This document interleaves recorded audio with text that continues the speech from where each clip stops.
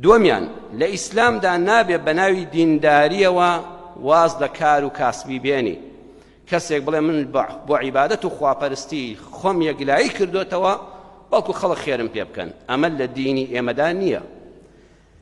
کۆمەڵێک خەڵک هاتنە خزمەت پێغەمبەر صلی الله عليه وسلم، باسی کەسێکیان کرد کە لەگەڵیاندایە ئێستا لە مەجلیسەکە ئامادە نییە، عەرزیان کرد نووسۆ شەو حتا بەیانی شەو نوێژ دەکا.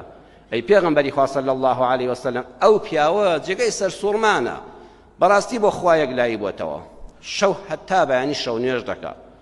شەو نوێژ ئەو عیبادەتە گەورە جوانەی کە بەداخەوە زۆر بەمان لەبیرمان کردووە، پێشینان باب و باپیرانی ئێمە، ڕیشسپیەکان گەنجەکان بە تایبەت لە وەرزەکانی وەکو ئێستا کۆتایی پاییز و زستاندا شەوگاری درێژ جاری وا ئینسان تەپاوتل دەدا تێرخەو بووە، حەیف نییە هەستی شەو نوێژ نەکەی. تەتەجافا جنوبهم عن المەضاجع وبالأسحار هم يستغفرون. خوا مەدحی ئەهلی شەو نوێژی لە قورئاندا کردووە.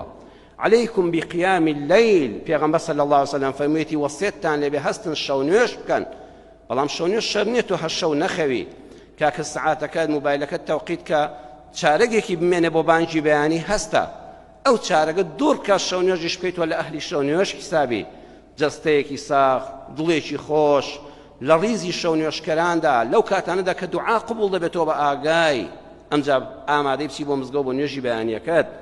وتیان ئەو پیاوە ئەو سیفەتەی هەیە، یەک شەو نوێژی نافەوتێ، بەردەوام شەو لەسەر بەرماڵە. ئەی پێغەمبەری خوا ڕۆژەش هەر بە ڕۆژووە، ڕۆژوو هەر کەسێک لە پێناوی خوای گەورەدا یەک ڕۆژوو بگرێ، خوای گەورە چەند ساڵ دەموچاوی لە ئاگری جەهەنەم دوور دەخاتەوە، چکە تۆ کەس ئاگای لێت نییە، ناخۆیتەوە بەس خوا ئاگای لێتە. عیبادەتێکی زۆر گەورەیە. وتیان ئەو پیاوە عادەتی وایە شەو تا بەیانی لەسەر بەرماڵ، ڕۆژ تا ئێوارە بە ڕۆژوو، مەگەر جەژن بێینا ڕۆژووی لێ ناشکێنێ. بەردەوام ئەی پێغەمبەری خوا صلی الله علیه و سلم قسەی دنیای ناکە، بەس خەریکی تەسبیحاتە. تەسبیحات بەرەکەتی خوایە، بكل تەسبیحة صدقة. هەر یەک جار کە دەڵێی سبحان الله خوا چاکەیەکت بۆ دەنووسێ، یەک جار دەڵێی الحەمد لله خوا چاکەیەکت بۆ دەنووسێ، یەک جار دەڵێی لا إله إلا الله خوا چاکەیەکت بۆ دەنووسێ. وتیان ئەو پیاوە قسەی دنیاییش ناکە، بەس خەریکی تەسبیحاتە.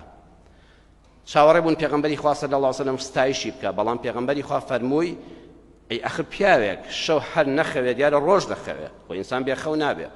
شەو نوێژ و ڕۆژ هەر خەریکی بە ڕۆژووبوون و خەوتن، تەسبیحاتی ژەو کاتانی کە بە خەبەرە، ئەی کێ بژێوی ژیانی بۆ دابین دەکا. ئەخۆم پیاوە مەلایکەت نییە، ئەی خۆ نان دەخوا، جلو بەرگی دەوێ، ئەی پێداویستەکانی ژیانی کێ بۆی دابین دەکا. وتیان ئەی پێغەمبەری خوا صلی الله علیه وسلم هەمومان بە هەمومان یارمەتی دەدەین، هەر یەکەمان جلێکی دەدەینێ، پارێکی دەدەینێ، ئەو خواردنی خۆیە داتێ. پێغەمبەری خوا صلی الله علیه وسلم فەرمووی هەمووتان لەو باشترن، هەر هەمووتان لەو باشترن، چونکە ئەو میکرۆبە لەسەر دین دەژیا. ئێوە کاسپیش دەکەن و نوێژیش دەکەن، هەندێک شەو نوێژیش دەکەن و جاریوا بۆشتان ناکرێت، ڕۆژی سونەتیش دەگرن و ناشیکەن. هەم دنیاتان هەیە هەم قیامەتتان هەیە، بەڵام هەمووتان لەو باشترن، چونکە بە هەمووتان بژێوی ژیانی ئەو دابین دەکەن.